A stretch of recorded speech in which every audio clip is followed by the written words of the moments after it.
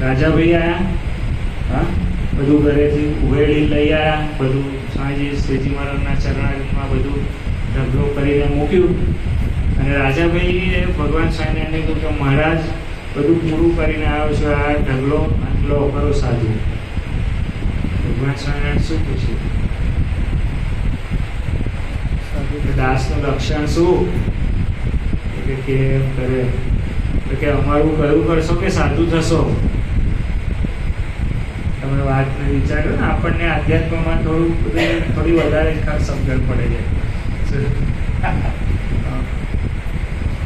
રાજાભાઈને કહ્યું કે આ પર્વતભાઈ છે ને અમારી સેવામાં ખડે પગે રહે છે, તો એનું ખેતરો કરનાર કોઈ છે નહીં, તમે જઈને સેવા કરો. તો આ રાજા આપણને એવું થાય કે મહારાજ એ ભગત છે તો અમે નહીં, આપણે તો કેટલી કથા કરીએ, કેટલી ચર્ચા કરીએ, અને મોડે ના કહીએ તો હૈયામાં તો છે જ.